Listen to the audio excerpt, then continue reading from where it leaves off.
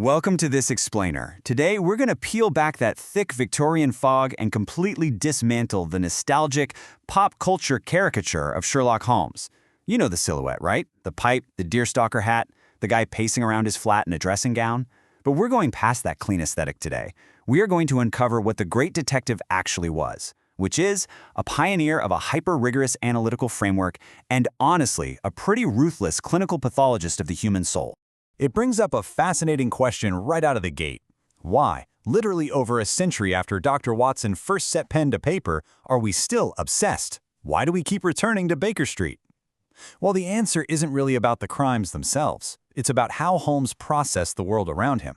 He forces us to realize that the most profound discoveries aren't always whodunit, but the really uncomfortable truths about our own psychology and our society.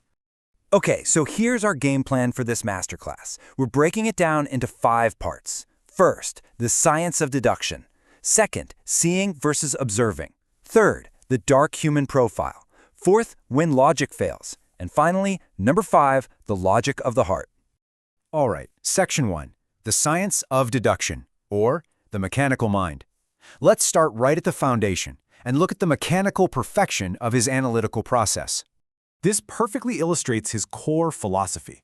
Holmes operated on what we can call the logic of the microcosm. It's this profound, almost mind-bending idea that from a single drop of water, a logician could infer the possibility of an Atlantic Ocean or a Niagara Falls, having never actually seen or heard of either.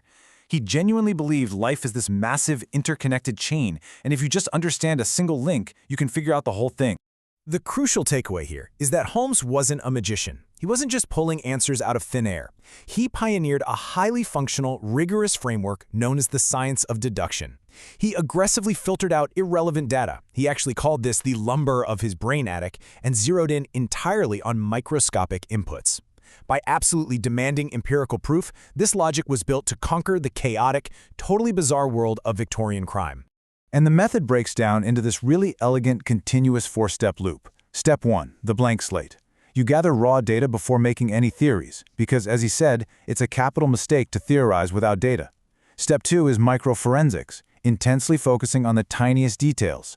Step 3, you synthesize those details into an environmental profile. And then the final step, you set an empirical trap to actively validate those hypotheses.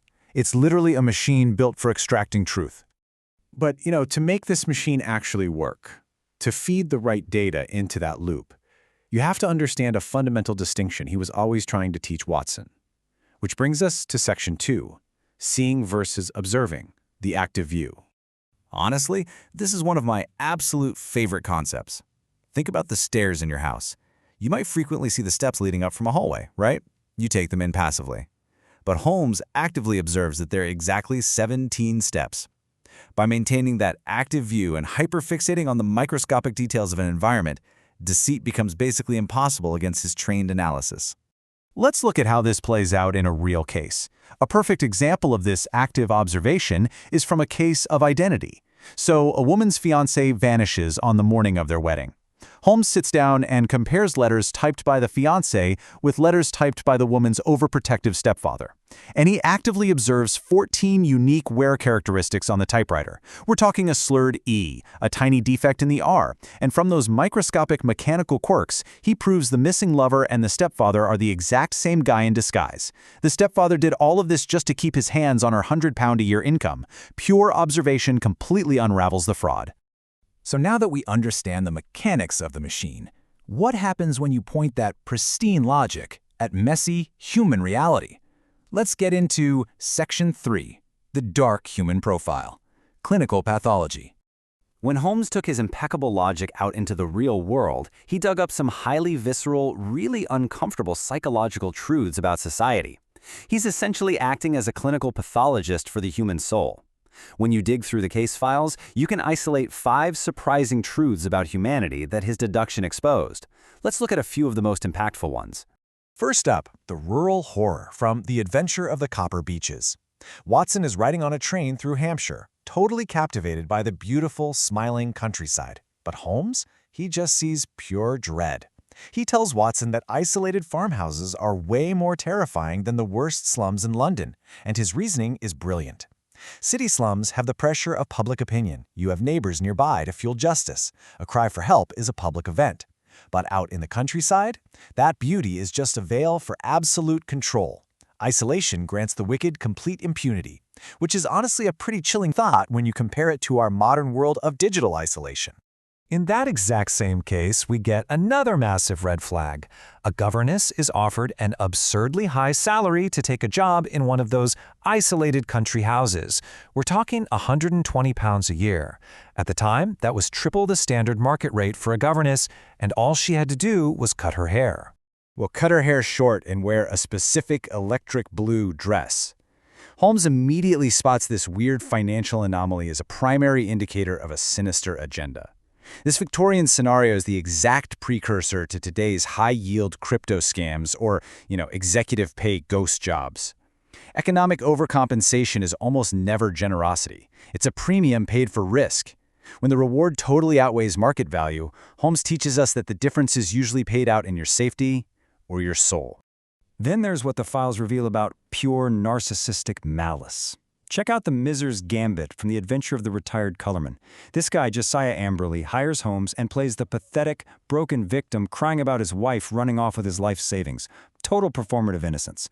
The reality? Amberley murdered his wife and her lover in a strong room. And here is the really morbid part. He used fresh green paint to completely mask the smell of the lethal gas. He actually tried to use Sherlock Holmes as a prop to validate his own alibi. It just proves that the most dangerous people are often the ones playing the victim the loudest, convinced their fake innocence makes them untouchable.